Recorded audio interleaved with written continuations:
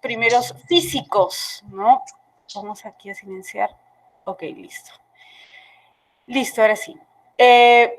Pregunta número uno, ¿sí? Nos dice, primer filósofo y científico griego, ¿sí? Primer filósofo y científico griego. Ahí tenemos a, ¿sí? Recordamos, la filosofía nace en Grecia en el siglo VII a.C., específicamente en la ciudad-estado de Mileto. Tales es el primer filósofo y científico griego, ¿sí? Monista, nos hablaba de lo húmedo, ¿no? El agua como origen de todo lo existente. Intuyó una visión evolutiva del hombre, consideraba que el ser humano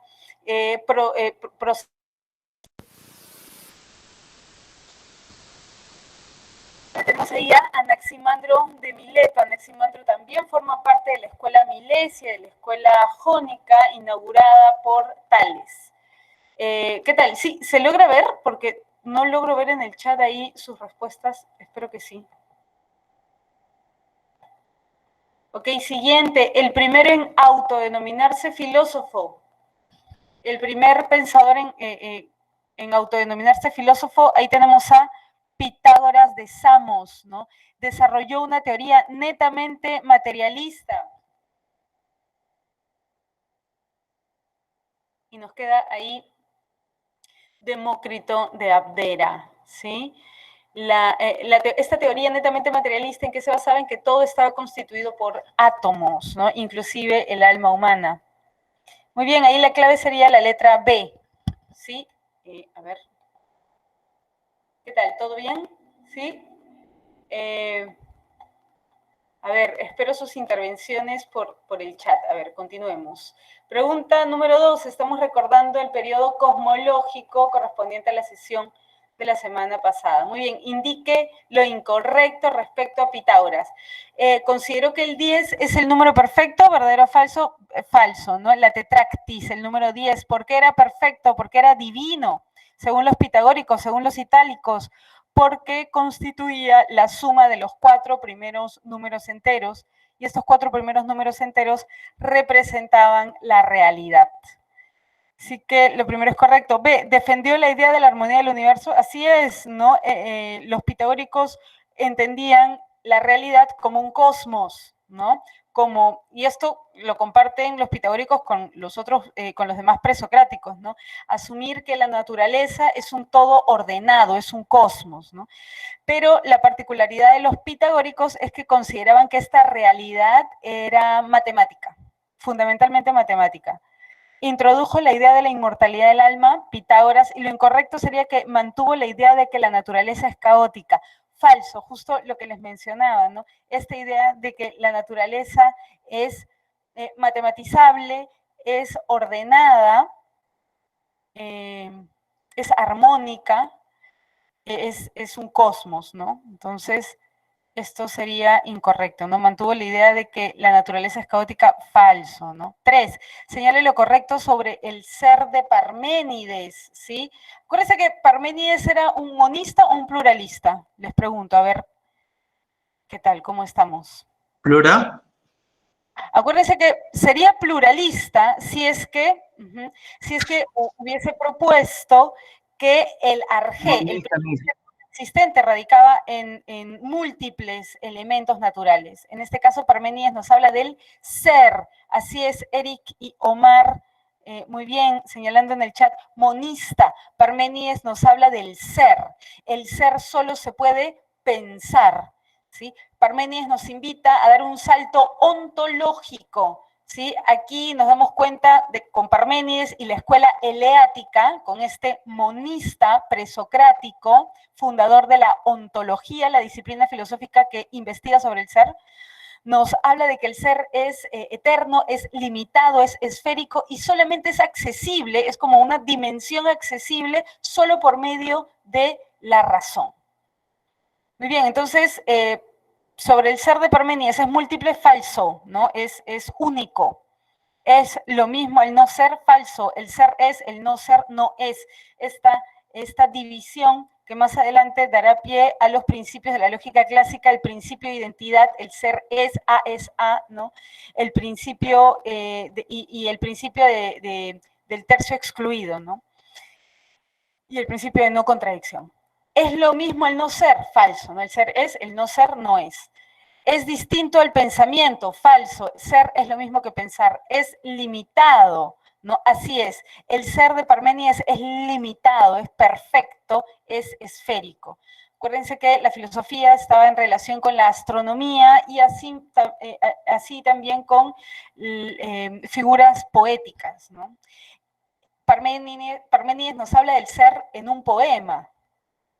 Empédocles, que sí es un pluralista, nos habla del amor y el odio, ya no como sentimientos, sino como fuerzas cósmicas, fuerzas físicas que interactúan en la materia. En el caso de Empédocles, interactúan a partir de los 4 elementos, agua, aire, fuego, tierra. Entonces, importante recordar que los presocráticos, monistas y pluralistas están tratando de encontrar el orden, la inteligencia que está detrás de todo lo existente, y además los pluralistas están tratando de responder a la pregunta por el cambio. 4. Señale lo incorrecto sobre Anaxágoras. Muy bien, ¿es considerado uno de los filósofos pluralistas? Correcto. Les pregunto, ¿cuál es el arjé de la fisis según este pluralista, según Anaxágoras? ¿Cuál es el principio de todo lo existente?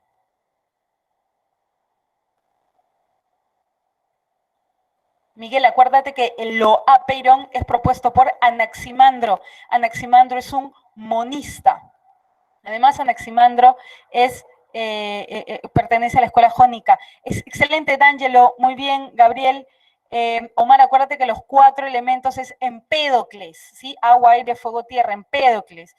Les sugiero ahí hacer un pequeño mapa para poder diferenciar monistas de pluralistas y poder recordar esto con mayor facilidad. Muy bien, D'Angelo y Gabriel nos mencionan las semillas primordiales, homeomerías, spermatas, ¿no?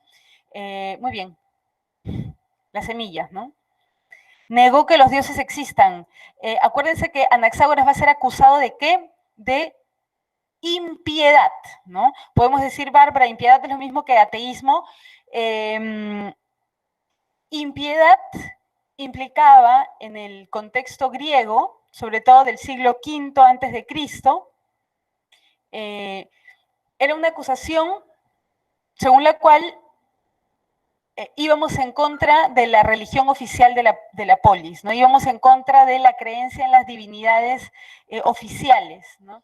Entonces, Anaxágoras, recuerden, nos menciona que los cuerpos celestes, entre ellos el Sol y la Luna, no son pues ya divinidades, ¿no? Sino que son rocas, son piedras, son elementos naturales que pasan por procesos de transformación de la materia, ¿no? También. Entonces, esta desacralización, considerar que los cuerpos celestes, otrora divinidades, son ahora simplemente elementos de la naturaleza. Eso era considerado como impío, ir en contra de la sacralidad, de la divinidad de los cuerpos celestes, ¿no? Y del panteón olímpico griego. Muy bien. Acuérdense que Anaxágoras, a diferencia de Sócrates, y es lo que vamos a ver hoy día, porque a Sócrates también lo acusan de impiedad, es decir, de ir en contra de las creencias oficiales de la polis ateniense. Ahora, a ambos, a Anaxágoras y a Sócrates, los acusan de impiedad, pero Anaxágoras decide exiliarse, decide abandonar Atenas. En cambio, Sócrates decide beber la cicuta y morir antes que intentar practicar filosofía fuera de su ciudad natal, fuera de su Atenas. Muy bien, entonces, ¿negó que los dioses existan? Sí, podemos afirmar que sí, que es correcto, que Anaxágoras negó que los dioses existan probablemente. ¿Concilió las ideas de Heráclito y Parménides? Así es. ¿Y cómo concilió? A ver, les pregunto a ustedes, ¿cómo Anaxágoras concilia las ideas de Heráclito y Parménides? Acuérdense que Heráclito y Parménides son dos presocráticos monistas que problematizan el cambio. Para Heráclito, todo es y no es al mismo tiempo. Todo es cambio, devenir, lucha de contrarios, dialéctica, ¿no? Además, para Heráclito, el origen de todo lo existente es el fuego, un elemento natural. para Parménides de Elea, por otro lado, todo, así es, muchas gracias Renato, el nous, así es, el nous ¿qué es? Es una inteligencia, es una mente universal, que excelente, muy bien Danielo, una inteligencia universal. ¿Qué hace esta inteligencia universal? Permite el cambio, permite el movimiento, permite la unión o la separación de estas semillas primordiales. Sostuvo que las semillas son distintas, así es, sostuvo que las semillas son distintas, son infinitas. Llamó nous a lo que Heráclito llamó logos, falso. Ambos son conceptos diferentes, ¿no? Heráclito entiende el logos como una ley universal. Nous es más una inteligencia. Entonces en Heráclito hay una especie de legislación, ¿no? Una ley universal que ordena el cambio. Muy bien. Entonces ahí la clave sería la letra E, ¿no? No es lo mismo nous que logos, ¿sí? Heráclito nos habla de logos. Muy bien, y Anaxágoras del nous. La 5 nos dice, indique lo correcto respecto al arjé de Anaxímenes. Es vinculado con el aliento vital. Acuérdense que para Anaxímenes monista, ¿no? Anaxímenes de Mileto pertenece a la escuela jónica, a la escuela jonia, a la escuela milesia, a la escuela de Mileto, fundada por Tales, continuada por Anaximandro. Anaxímenes nos habla del neuma, nos habla de este aliento vital capaz de rarificarse, calentarse o de condensarse, y así Anaxímenes da cuenta de todo lo existente por medio del aire. 6, a ver rapidito, 6. Ahí está, la doctrina de que lo semejante conoce a lo semejante fue defendida por Empédocles. ¿Y alguien me puede explicar un poco qué tiene que ver esto de lo semejante conoce a lo semejante? Esto que Empédocles nos cuenta en su poema sobre la naturaleza. Acuérdense que son los primeros filósofos, pero que siguen empleando todavía el lenguaje poético para dar cuenta de la realidad en su totalidad, pero ya analizando elementos naturales. Entonces, ¿alguien me puede explicar un poquito qué quiere decir exactamente, Renato? ¿No? La doctrina de que lo semejante conoce a la semejante tiene que ver con la fuerza del amor que congrega y la fuerza del odio que disgrega, no como sentimientos, sino como fuerzas cósmicas. Muy bien, Empédocles, ¿sí? Empédocles nos habla de los 4 elementos y del amor y el odio. Vamos con la 7. Frente a Parménides, Demócrito sostuvo que él es el... A ver, ustedes también tienen las alternativas ahí en su boletín. Sabemos que, a ver, algunas diferencias entre Parménides y Demócrito. Bueno, Parménides funda la escuela eleática, ¿no? De la que Zenón de Elea es discípulo. Parménides considera que el cambio es aparente, que la temporalidad es aparente. La escuela eleática sostiene que el movimiento es aparente, por lo tanto, solamente existe aquello que es, y lo que es inmutable, es decir, no cambia. Por eso estamos hablando, cuando hablamos de ontología del ser, hablamos de una suerte de dimensión donde solo podemos pensar, y que estas ideas, ¿no? Que estas concepciones, que estas ideas no están sometidas a la degradación del tiempo, ¿no? Muy bien. Por otro lado, Demócrito de Abdera, Demócrito es discípulo de Leucipo. Leucipo es el fundador de la escuela atomista. La escuela atomista es una escuela materialista, es una escuela que sostiene que, y un poco por ahí va la pregunta. A ver, ¿alguna idea, alguna idea?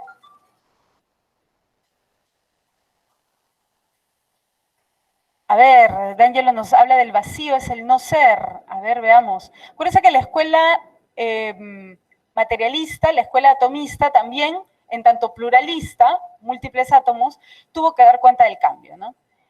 Así es, frente a Parménides, Demócrito sostuvo que el no ser es el vacío. Entonces, si el no ser es el vacío, y el vacío es aquello que posibilita el cambio en los átomos, ¿no? El vacío es lo que posibilita que los átomos puedan adquirir diferentes pesos, diferentes tamaños, diferentes densidades. Entonces, el vacío es el no ser que posibilita el cambio. Muy bien. Entonces, ¿cuál sería el ser? Si el no ser es el vacío para los atomistas, ¿cuál sería el ser?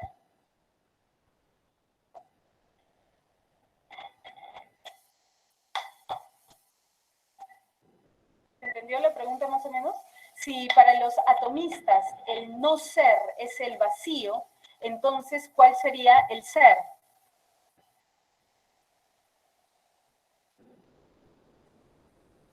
La nada. ¿El todo, todo? El todo, Isabela, el todo, más precisamente los átomos. Muy bien, los átomos. Los átomos, claro, los átomos son, los átomos existen, ¿no?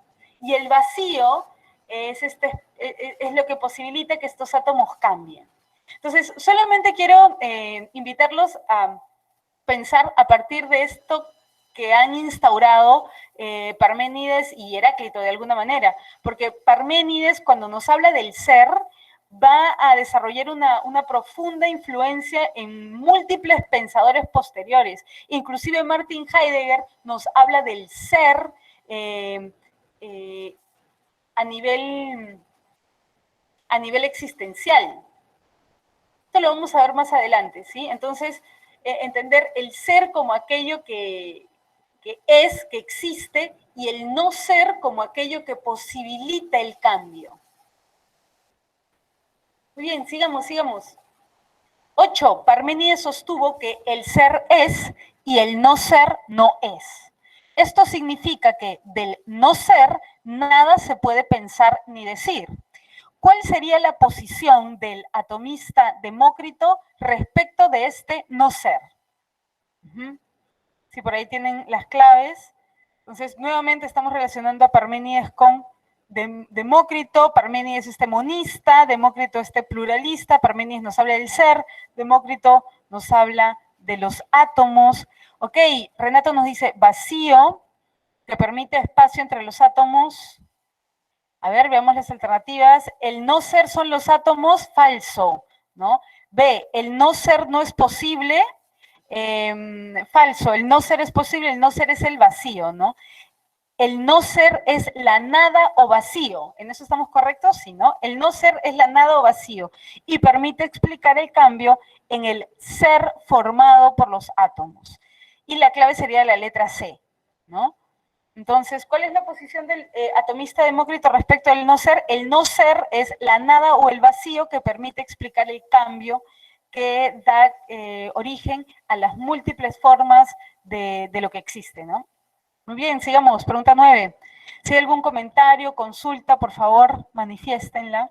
9. Los filósofos pluralistas desarrollaron su pensamiento naturalista con el objetivo de, y eso es lo que vamos a ver en breve. Acuérdense que los presocráticos se caracterizaron por hacer una filosofía de la naturaleza, mientras que Sócrates se caracteriza por hacer una ética, una nociología, una antropología filosófica. Muy bien, D'Angelo nos dice armonizar. Los filósofos pluralistas desarrollaron su pensamiento naturalista con el objetivo de armonizar. Acuérdense que la noción de armonía tiene que ver sobre todo con los pitagóricos, ¿no? Y la importancia que le otorgaron a la música, ¿sí? Y a todo un estilo de vida particular, de acuerdo a esta divinización de los números, ¿no? Del número. Y del número concebido como algo real. Muy bien. A ver, armonizar, defender la tesis, refutar completamente el pensamiento de Parménides y Heráclito, falso. Si hubieran refutado completamente, entonces hubieran rechazado la controversia entre Parménides y Heráclito, que es la controversia sobre el cambio. Para Parménides el cambio no existe, para Heráclito todo es cambio. Entonces, falso, los pluralistas no rechazaron completamente, no refutaron completamente, sino que trataron de conciliar. B, defender la tesis de Heráclito y rechazar la de Parménides, no necesariamente, no necesariamente, sino que conciliaron, no defender solo una, sino conciliar, ¿no? Por eso... Profesora, para Parménides no hay cambio, ¿no? Exactamente, para Parménides no hay cambio. Ah, ya, gracias. Sí, perfecto. Para Parménides el cambio es aparente. Esto es muy importante porque esta noción de apariencia, en griego hay un término para hablar de la verdad, que es aletheia. Y aletheia quiere decir algo que aparece, algo que se descubre. Entonces, por eso el no ser, la opinión, ¿no? la opinión es algo que está cubierto, algo aparente, ¿no? Y la verdad es aquello que se descubre.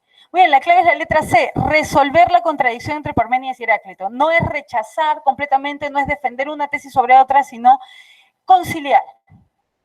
Y 10, ¿puede existir el día sin la noche? Las cosas grandes sin las pequeñas, entender el hambre sin la saciedad, lo frío sin lo caliente, la vida sin la muerte. Si estás de acuerdo en que son necesarias las oposiciones para que el mundo, cual devenir constante, ¿qué significa devenir? Cambio, ¿sí? Cual devenir constante, el mundo, cual devenir constante sea, entonces, o sea, necesitamos estos cambios, ¿no? ¿Estarás de acuerdo con el pensamiento de? Heráclito, Heráclito. Perfecto, muy bien, Heráclito de Éfeso. Muy bien, Cambio entonces, constante. excelente. Listo, E de Éfeso, muy bien. Entonces, acuérdense que Heráclito no funda ninguna escuela. Nos quedan fragmentos de Heráclito. Entonces, ahora voy a compartir. Me indican, por favor, si se llega a ver.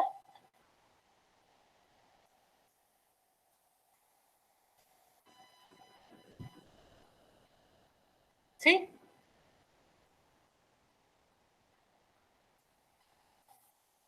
Ah, ok, gracias. Listo.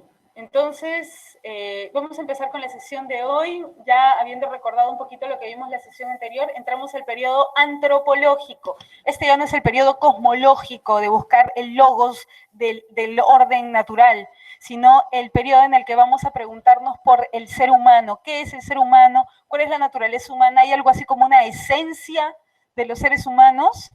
¿Qué es aquello que distingue al ser humano respecto de otros seres vivos?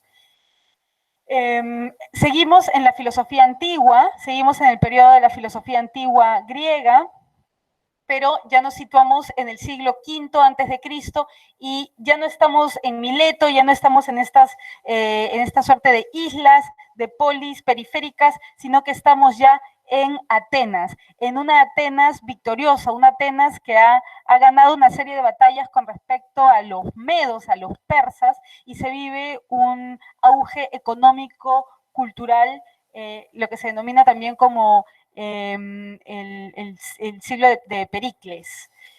Muy bien, entonces, sofitas dicen, ¿no? Estamos en el periodo antropológico y es el periodo también de los sofistas. ¿Sí? ¿Quiénes son los sofistas? ¿Alguien puede por ahí deducir qué pueda significar sofista? Acuérdense que vimos también la etimología de la palabra filosofía, ¿no? Hablamos de filos, inclinación, filía, amistad, búsqueda, ¿no? Afinidad natural casi. ¿Por qué? Por Sofía, por la sabiduría, por el conocimiento. Entonces, si filosofía es esta inclinación por el conocimiento, esta búsqueda por el saber, por el conocimiento, ¿qué sería sofista? ¿Qué sería un sofista?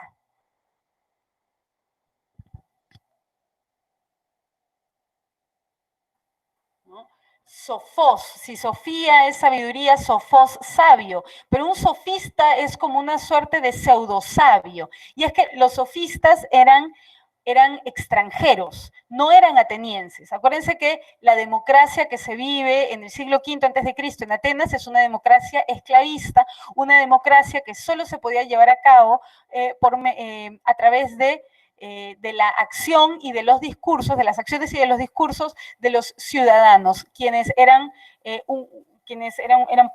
pocos los ciudadanos quienes podían participar de la vida pública, la vida política, ya que contaban con tiempo libre, con tiempo de ocio, ¿no? Entonces, estos nobles, ¿no? Estos atenienses, estos ciudadanos, muchos de ellos contrataban los servicios de estos maestros extranjeros, de estos maestros itinerantes llamados sofistas. ¿Qué enseñaban estos maestros? ¿Qué enseñaban los sofistas? Enseñaban, bueno, se cuenta que enseñaban la virtud, enseñaban la sabiduría. Aquí hay un concepto muy importante que debemos recordar. Así como en el periodo cosmológico, ¿se acuerdan? Habían dos conceptos importantes. el concepto de origen, de arjé, y el concepto de physis, de naturaleza, ya que los presocráticos, tanto monistas o pluralistas, buscaron el arjé de la physis, el origen natural de todo lo existente. En este periodo, en el periodo antropológico siglo V en Atenas, antes de Cristo, estamos hablando ya no del arjé, de la physis, ya no del principio de la naturaleza, sino de arete, de cómo conseguir la excelencia humana, cómo llegar a alcanzar la virtud, la buena vida. Entonces, los sofistas constituyen un movimiento cultural de maestros itinerantes, profesores extranjeros que cobraban por enseñar lo que al parecer era la virtud, era arete, era la sabiduría, pero lo que en realidad enseñaban estos maestros itinerantes extranjeros era la retórica. ¿Qué es la retórica? También la podemos conocer como oratoria, ¿no? La retórica era el arte de la persuasión, el arte del convencimiento. Entonces, estos profesores ambulantes enseñaban a sus discípulos a cambio de dinero a convencer a un público, ¿no?, específico. Entonces, por otro lado tenemos a Sócrates, quien es una figura controversial dentro de la polis, es el filósofo que lleva las reflexiones filosóficas a la ciudad-estado, a la polis ateniense, ¿no?, quien increpa a los funcionarios, quien increpa a los médicos, a los artistas, a los poetas, a los filósofos, a los retóricos, a los sofistas de su época, sobre lo que hacen y para qué hacen lo que hacen y cuál es su concepción del ser humano, ¿no? Tú eres poeta, ¿qué es la poesía, no? ¿Qué es la belleza? ¿Consideras tú que la poesía, que para ser poeta se requiere de estar en un estado de trance para poder recitar? O lo haces completamente consciente cuando recitas. Entonces, Sócrates es el filósofo que increpa a sus conciudadanos. Sócrates, a diferencia de los sofistas, no es extranjero. Sócrates es un ateniense, es padre de familia, tiene 3 hijos, una esposa, Jantipa, vive en la pobreza, sale solo en 3 oportunidades de Atenas y para realizar labores militares, es decir, sale Sócrates de Atenas para defender Atenas en servicio militar. Entonces, esto es un poco la discrepancia entre sofistas y Sócrates, ¿no? La pregunta aquí es la pregunta por el ser humano, cómo tener una vida buena, cómo se alcanza el conocimiento. El conocimiento, la virtud, arete, ¿se aprende o no se aprende? ¿Se puede comprar arete? ¿Se puede aprender? ¿O es algo que ya está en nosotros y que solo debemos desarrollar? Posteriormente a esto vamos a ver también el periodo ontológico, que es el periodo ontológico. Acuérdense, ¿sobre qué reflexionamos en ontología? Ser. Sobre el ser. Excelente. Platón va a ser un filósofo que va a reflexionar sobre el ser, pero Platón es un discípulo directo de Sócrates, pero además Platón va a tener la influencia de otros, de los pitagóricos, de Heráclito, pero también sobre todo de Parménides. Muy bien. Entonces, el periodo antropológico, como les mencionaba en la introducción, se desarrolla en el siglo V a.C., y a diferencia del periodo cosmológico con los presocráticos o los primeros físicos, primeros filósofos, con Tales a la cabeza, ya no se preguntan por el arjé de la physis, sino que se preguntan por arete, es decir, por la excelencia, ahora por la virtud, por el honor. Y les pregunto, ¿la virtud, la excelencia, se aprende o se nace con la excelencia? ¿Podemos aprender a ser virtuosos, virtuosas? ¿O ya nacemos? Se aprende. Ok, para aquellos que consideren que se aprende, estarían, en todo caso, de acuerdo con los sofistas. Y quienes consideran que arete, la excelencia, la virtud, no se puede enseñar, no se puede aprender, estarían de acuerdo con Sócrates. Entonces, este es el problema fundamental del periodo antropológico. Ahora bien, los sofistas, como les mencionaba, estos maestros extranjeros que cobraban por enseñar, ¿qué? Retórica, por enseñar el arte de la persuasión, significan también una crisis.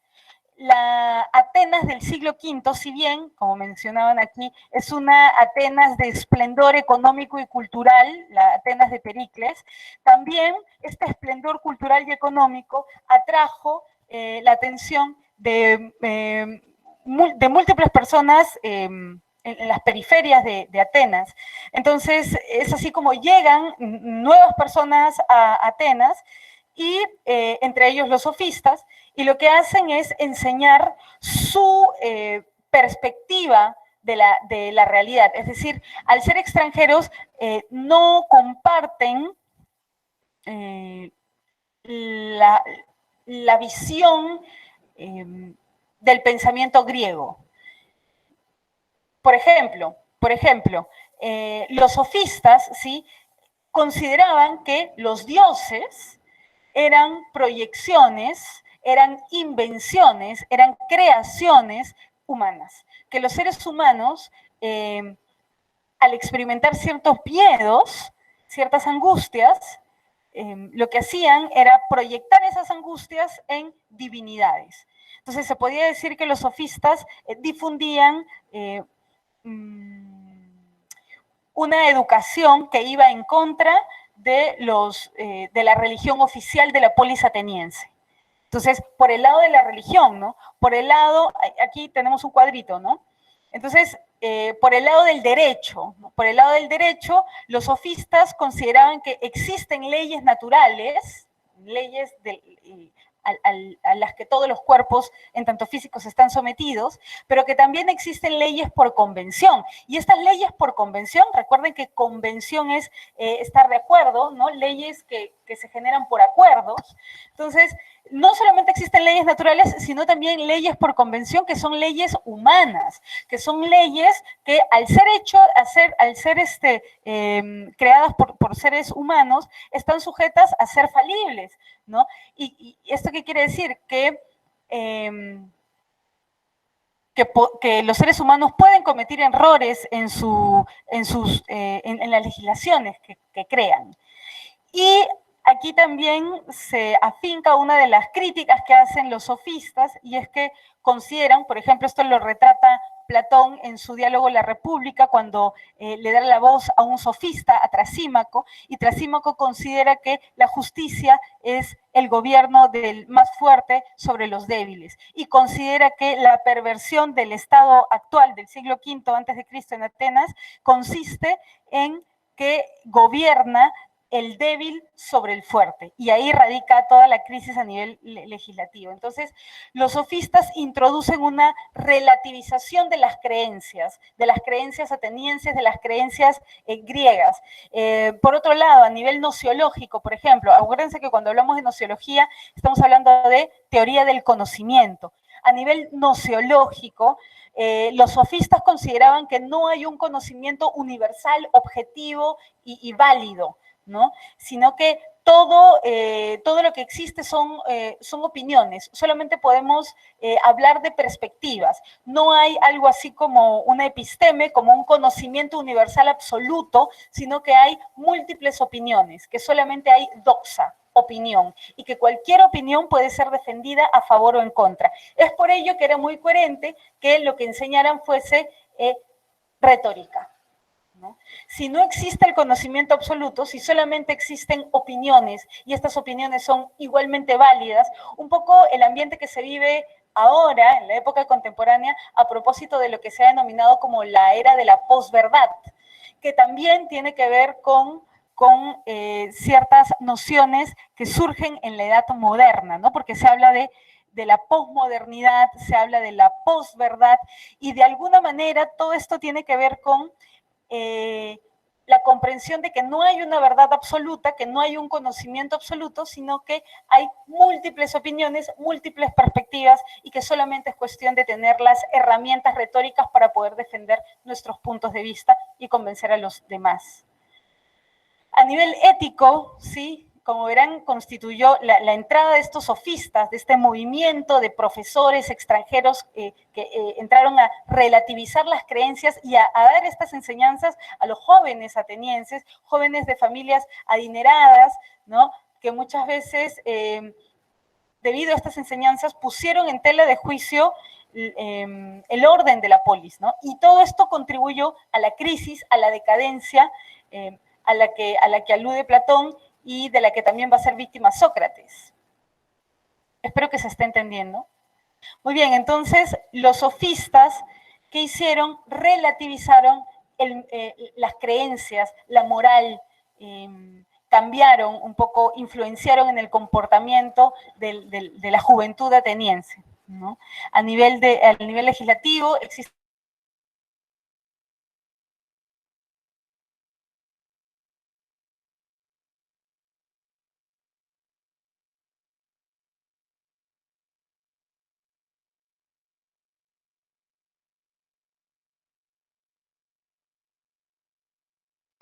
Miss, no se escucha su micro.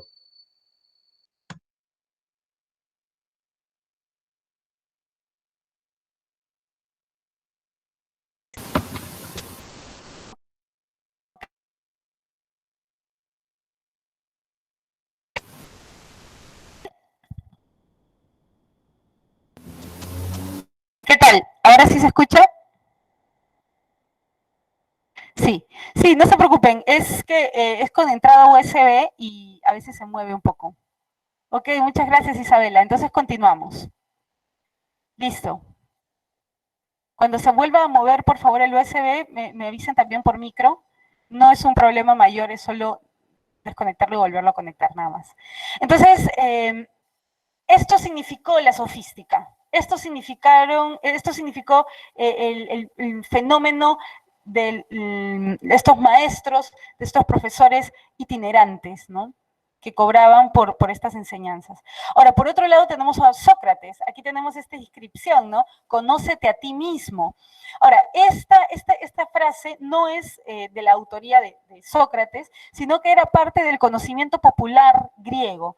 Esta frase estaba inscrita en la entrada del oráculo de Delfos. El oráculo de Delfos era un lugar al que se acudía para consultar sobre el futuro y muchas veces esta consulta se hacía a mujeres, que eran las pitias, las sibilas, quienes contestaban por medio de versos inconexos, aparentemente inconexos. El consultante debía, en la intimidad, ¿no?, formular su pregunta al oráculo y luego recibir la información de esta pitia, de esta sibila, de estos versos inconexos, aparentemente incoherentes, y el consultante debía irse pensando, reflexionando sobre el sentido de estas frases, ¿no? Y encontrar así la respuesta a su pregunta. Entonces, el conócete a ti mismo era parte de la sabiduría popular griega. Una frase que sí se le atribuye a Sócrates es ¿se acuerdan? A ver, algunas frases de Sócrates. Solo sé que nada sé. ¿No? Interesante esta importancia de la ignorancia.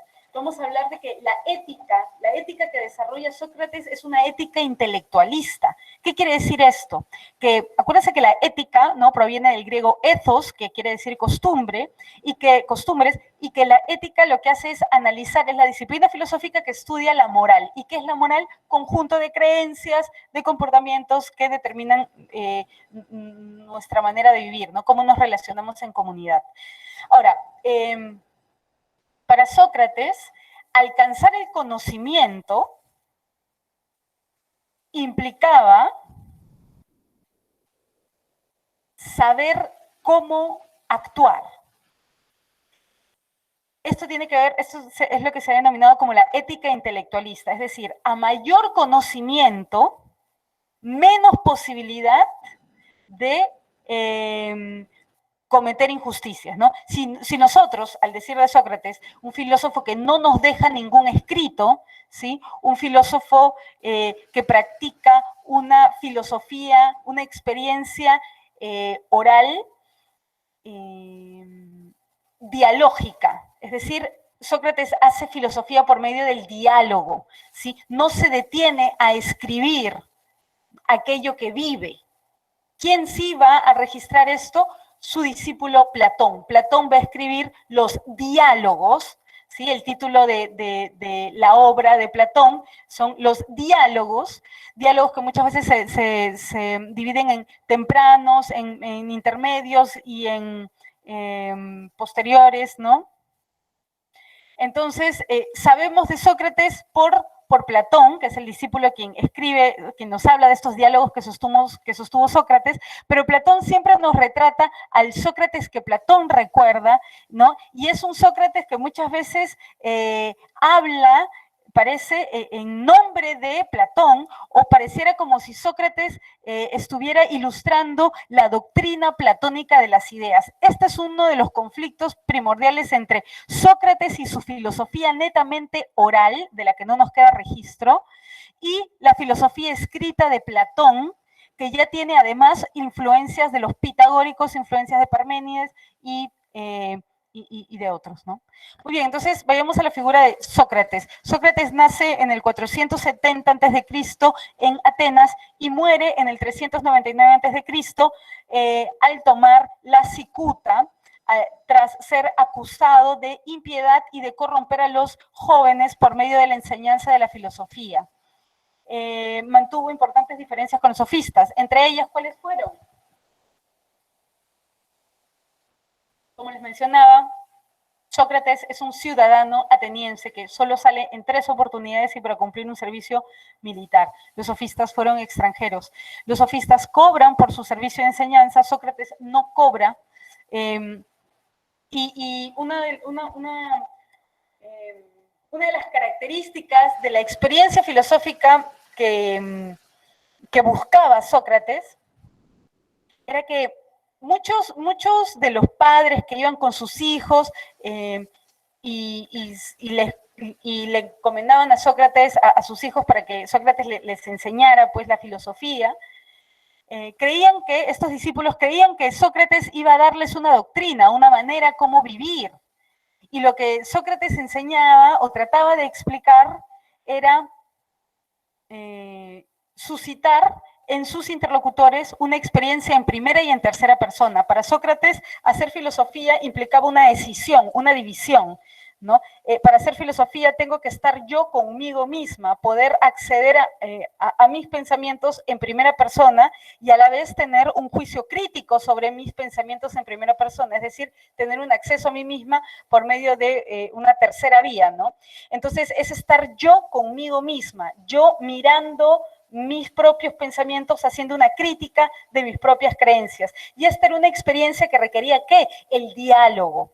¿Sí? Entonces también necesitamos del diálogo, ¿para qué? Para escarbar en nosotros mismos, para buscar en nuestra propia psique, o psique, o alma, si gustan, o mente. Y es que para Sócrates, arete, la excelencia, la virtud, no se puede enseñar, no se puede cobrar, no se puede vender, no se puede comprar, y esto era parte de la crisis moral, de la crisis cultural que se vivía en la Atenas del siglo V. Arete no se puede comprar, no se puede aprender, dice Sócrates. Arete tenemos que buscarla, tenemos que practicarla, ¿no? Y tenemos que practicarla, desarrollarla por medio del conocimiento y sobre todo por medio del autoconocimiento. Otra diferencia es que Sócrates rechazó el arte retórica, rechazó el arte de la persuasión, el arte del convencimiento, porque para Sócrates no se trataba de convencer al otro, sino de poder encontrar, de poder emprender una experiencia en primera persona que nos lleve hacia el conocimiento de las ideas. Y es aquí donde ya se pone un poquito complicada la situación, porque es Platón quien nos habla de una doctrina de las ideas. No sabemos si esta doctrina de las ideas era ya parte de las enseñanzas de Sócrates, al parecer no, porque Sócrates no enseña una doctrina, en cambio Platón, en la primera escuela filosófica que es fundada por Platón, discípulo de Sócrates, la Academia, sí se enseña la doctrina de las ideas, que tiene que ver con, como pueden ver en el diálogo Timeo de Platón, que tiene una influencia de los pitagóricos. Entonces no sabemos ¿Qué fue exactamente lo que enseñó Sócrates? Sabemos que no fue una doctrina, sabemos que fue la incitación a pensar por nosotros, nosotras mismas, y por el otro lado tenemos a Platón, su discípulo, quien sí nos habla de una doctrina de las ideas. Entonces, para Sócrates, sí existe un conocimiento absoluto. Para los sofistas, no. Para Sócrates sí podemos llegar a ese conocimiento de los conceptos universales. ¿Cómo? Por vía de la inducción. ¿Qué es la inducción? Analizar situaciones particulares para luego esbozar una teoría que explique esas situaciones particulares, ¿no? Ir de lo particular a lo universal. Entonces, por medio de la inducción y por medio de la técnica de la definición, podemos llegar al conocimiento de la verdad absoluta. Entonces, Sócrates nos propone, ahí tenemos la imagen de Sócrates que está a punto de beber la cicuta.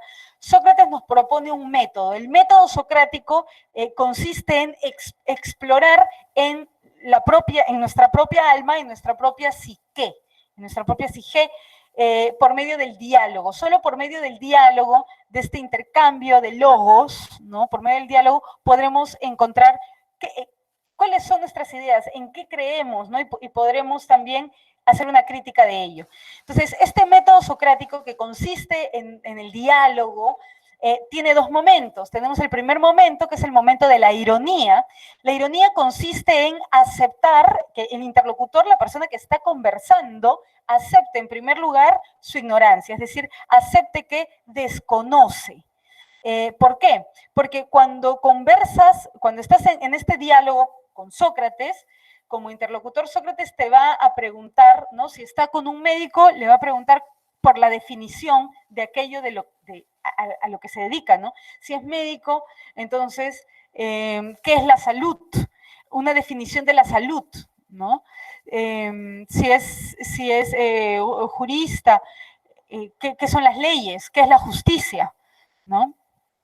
Entonces, estos interlocutores, al tratar de responder a estas preguntas, a las preguntas por la definición, muchas veces presentan ejemplos particulares.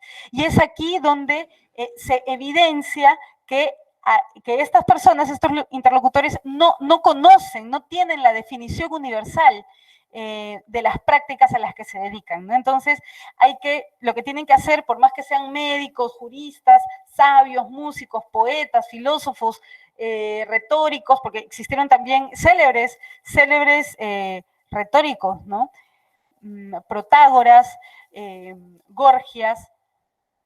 Entonces, ¿qué es lo que tienen que aceptar? Su propia ignorancia. Y así abandonan la hibris, es decir, la soberbia.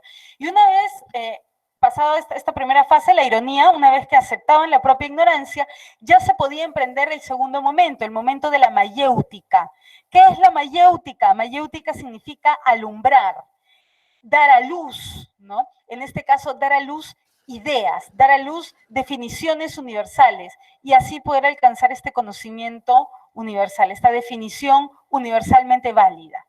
Entonces, bueno, esto también tiene que ver con cómo Sócrates se considera a sí mismo. Sócrates se considera a sí mismo como un partero, pero como un partero de ideas. Y esta imagen la toma Sócrates de su propia mamá, porque la mamá de Sócrates era partera, era lo que hoy se denominaría como una obstetra, alguien que asiste a las madres a dar a luz. Sócrates consideraba que él tenía una labor muy similar, pero que a diferencia de su mamá, no ayudaba a traer al mundo seres vivos, sino alumbrar ideas. Entonces, este es el método socrático, un método de diálogo que consiste en explorar en el alma humana, porque para Sócrates el conocimiento absoluto es posible y ya está en nosotros, ya está en nuestra psique. Hay que encontrarlo.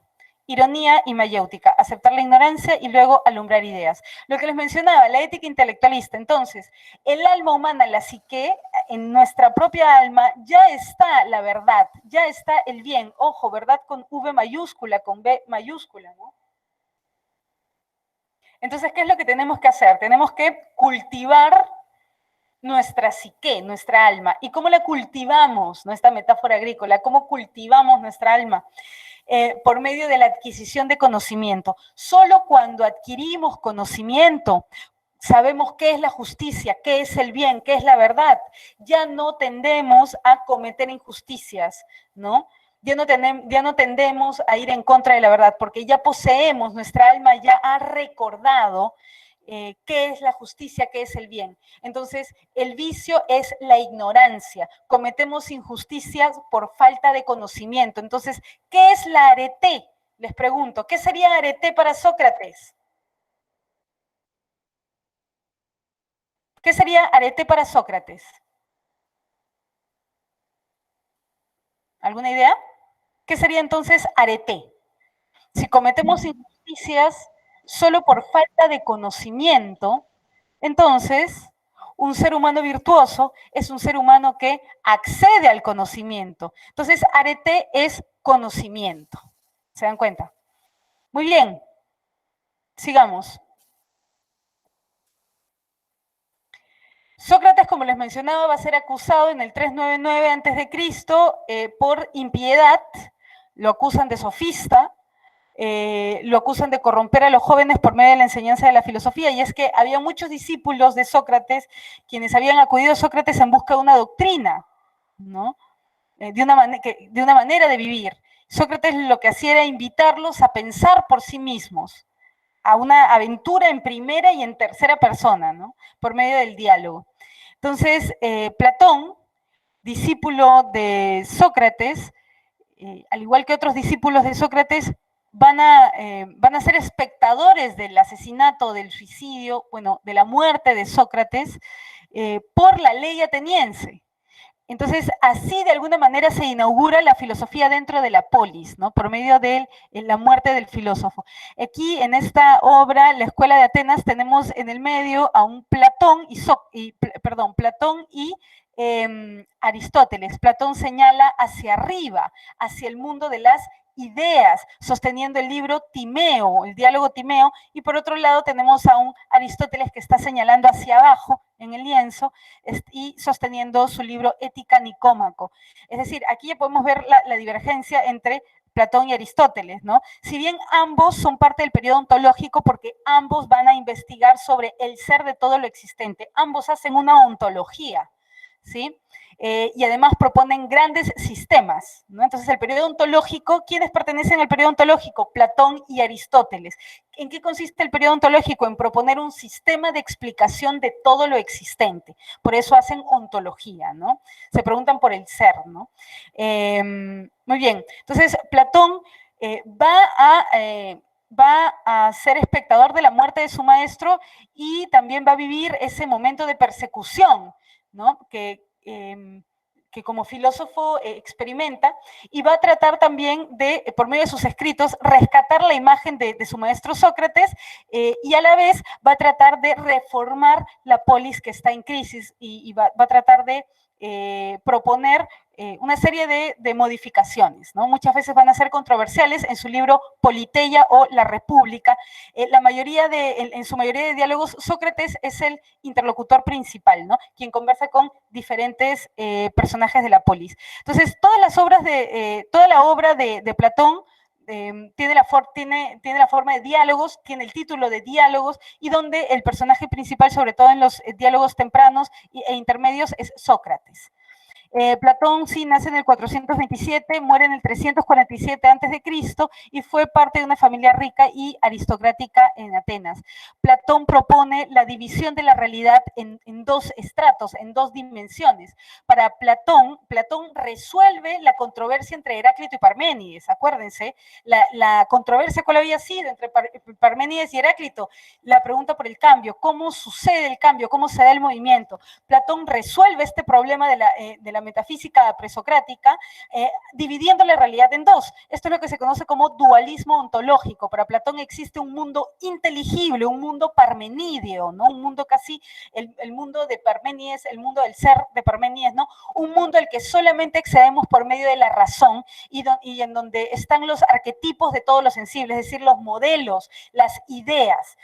Y por otro lado tenemos la dimensión de lo sensible, el mundo físico, el mundo temporal, el mundo material, el mundo de lo imperfecto, y el mundo que imita la perfección de las ideas. Entonces, Platón resuelve el problema de la metafísica presocrática, el problema del cambio, por medio de esta división del dualismo ontológico. Existe un mundo inteligible, un mundo al que solo accedemos por medio de la razón, el mundo de las ideas, y otro mundo, el mundo de lo sensible que participa de las ideas. El problema es cómo se da esta participación.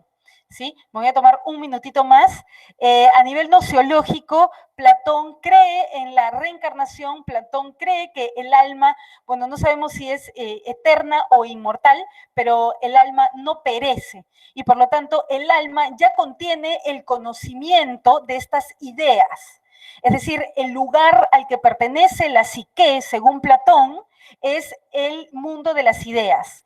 Esta alma cae, ¿no? Platón lo va a explicar en el mito del Fedro, en el mito del carro alado, por esto esta imagen, ¿no? Donde está el auriga, el conductor de caballos, y el alma es concebida como esta imagen tripartita, ¿no? Un conductor, el auriga, el conductor de caballos, y dos caballos que representan las fuerzas antagónicas de las pasiones, ¿no? Uno de los caballos es tranquilo, ¿no? El otro caballo es violento, ¿no? Entonces, el alma humana es concebida a partir de esta especie de metáfora que Platón cuenta en el mito del Fedro. Entonces, al no poder manejar bien el conductor, el auriga, al no poder lidiar con las fuerzas de estos dos caballos, el auriga cae y el alma humana, así se explica cómo el alma humana cae del mundo de las ideas al mundo imperfecto, al mundo temporal. Acuérdense de esta división que hace Platón, dualismo ontológico. Entonces, ¿cómo podemos acceder a este conocimiento? El alma humana tiene que recordar la teoría de la reminiscencia, ¿sí? El alma humana tiene que recordar estas definiciones, estas ideas con las que tuvo contacto al inicio, ¿no? Entonces, esta es la división del mundo según Platón, ¿no? Existe un mundo visible, el mundo imperfecto, el mundo de las imágenes, el mundo de los objetos sensibles, el mundo de la opinión, donde prima la imaginación y la creencia, y por el otro lado tenemos el mundo inteligible, el mundo de los objetos matemáticos, el mundo de las ideas, donde prevalece el pensamiento, la inteligencia, donde prevalece la episteme. Entonces, por último, Platón concibe el alma humana como tripartita, es decir, para Platón el alma humana tiene tres partes: el alma racional, que se ubica en el cerebro, el alma irascible, que se ubica en el pecho, y el alma concupiscible, que se ubica en el abdomen. Para Platón, los seres humanos tenemos estas tres partes del alma, pero hay una que prevalece en cada uno de nosotros, es nuestra naturaleza. Y es lo que indica nuestra naturaleza y lo que va a indicar aquello a lo que nos vamos a dedicar. Si en nosotros prevalece el alma racional, entonces nos dedicaremos en la sociedad a gobernar. Y seremos los gobernantes filósofos, porque en nosotros prima el alma racional. En aquellos en quienes prima el alma irascible es en los guardianes. Entonces los guardianes se deben dedicar en la sociedad a la vigilancia de la polis. Y el alma concupiscible es la que prevalece en los artesanos y en los productores, quienes deben limitarse a producir, ¿no? y aquello que se necesita para la subsistencia de toda la población. Entonces, ¿en qué consiste la justicia? Para Platón, consiste en el equilibrio de estas tres partes del alma. Platón concibe las tres partes del alma, ¿no? El alma como tripartita, y a la vez concibe la sociedad como compuesta de tres partes. Entonces, debemos practicar la virtud, arete, para poder controlar el alma racional debemos ser prudentes, frónesis. Para controlar el alma irascible debemos tener fortaleza, Andrea. Y para controlar el alma concupiscible debemos ser templados, es decir, practicar la sofrosine. Y así como el alma humana requiere este equilibrio, esta justicia, ¿no? Por medio de la práctica de la virtud, así también la sociedad requiere de este equilibrio entre las tres partes que la constituyen. Los gobernantes deben gobernar, ¿no? Los guardianes deben vigilar, los artesanos y los productores producir, y cada quien debe dedicarse estrictamente a sus labores. Quienes se dedican, si por ejemplo hay algún productor, algún artesano que quiere dedicarse a la... al gobierno, entonces Platón nos diría que estaría cometiendo injusticia porque está yendo en contra de la naturaleza de su propia alma y de la naturaleza de la sociedad. Entonces, eso sería un poco ideas principales sobre la sesión de hoy. ¿sí? La alegoría de la caverna, así es. Espero poder contárselas la siguiente clase. ¿Les parece si iniciamos narrando la alegoría de la caverna, que la acaba de mencionar Miguel en el chat? ¿Sí? Ok. De paso que repasamos las preguntas del boletín. ¿Listo? Perfecto. No lo voy a olvidar, Sergio, no te preocupes. Listo, entonces nos vemos la siguiente sesión con la alegoría de la caverna. Respondan a las preguntas del boletín. Listo. Nos vemos, hasta luego, cuídense. Chau, chau.